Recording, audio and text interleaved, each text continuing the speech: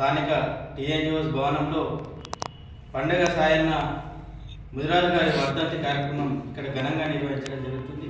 మరి పండగ సాయన్నకు ఎన్నో బిరుదులు, అవన్నీ ఒట్టేనే రాలే. దాని ఇంకా తన ఎంతో కష్టం ఉన్నది, దాని కృషి ఉన్నది తనది.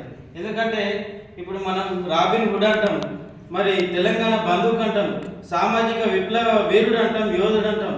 వీటన్నిటిని కూడా ఆయనకు మన తెలంగాణలో ఉన్నటువంటి మహబూబ్ నగర్ చుట్టుపక్కల ఉన్నటువంటి గ్రామాల వాసులు ఇచ్చిన బిరుదది.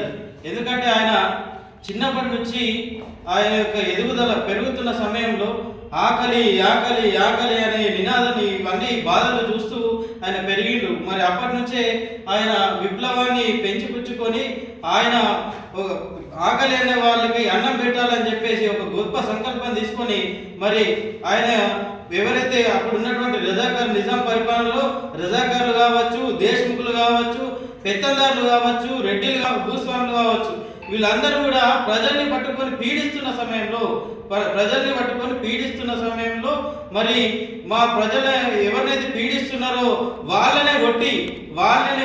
వాళ్ళని భూస్థాపితం చేసి మరి మా ప్రజలకు, నా బడుగు బహుజన వర్గాల ప్రజలకు ప్రతి ఒక్కరు కూడా అన్నం పెడతా అని చెప్పేసి ఆయన యొక్క ఉద్యమం, ఆయన యొక్క గొప్ప సంకల్పం తీసుకొని ముందుకు వచ్చిన వీరుడు మన యొక్క పండుగ సాయన్న. మరి ఆ పండుగ సాయన్న మరి ఆయన అన్నం ఆకలితో ఉన్న వాళ్ళకి అన్నం పెడతా అంటే చుట్టుపక్కల ఉన్న వాళ్ళు గ్రహించి ఎవరైతే ఆయనకు సంబంధించిన వయసు వాళ్ళు, మరి ఒక చాకలైన కావచ్చు, తర్వాత ఒక ముస్లిం ఆయన కావచ్చు, ఇంకొక ఆయన కావచ్చు, వీళ్ళందరూ కూడా ఒక ఈ ఆరుగురు ఒక టీమ్గా ఏర్పడి, ఒక సమూహంగా ఏర్పడి ఎవరైతే పేదలను కొడుతున్నారో వాళ్ళని కొట్టి పెద్దోళ్ళని కొట్టి పేదలకు పెడదామనే నినాదాన్ని తీసుకొని మరి అప్పుడు ధాన్యరాశులన్నీ కూడా ఈ యొక్క భూస్వాముల వద్దనే ఉంటుండే.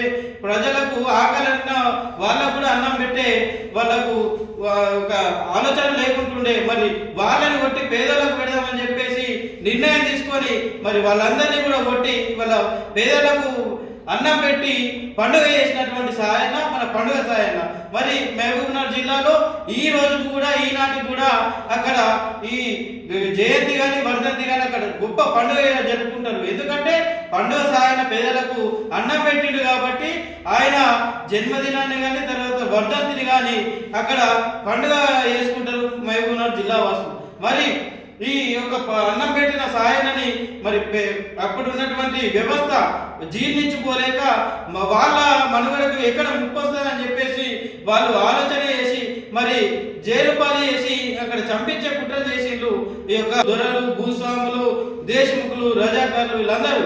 కాబట్టి దీన్ని మేము ఏమంటున్నామంటే నిర్మల్ జిల్లా పక్షాన బీసీ, ఎస్సీ, ఎస్టీ, జేఏసీ పక్షాన, ముదిరా సంఘం పక్షాన తెలంగాణ రాష్ట్ర ప్రభుత్వం అధికారికంగా నిర్వహించాలి ఈ కార్యక్రమాన్ని.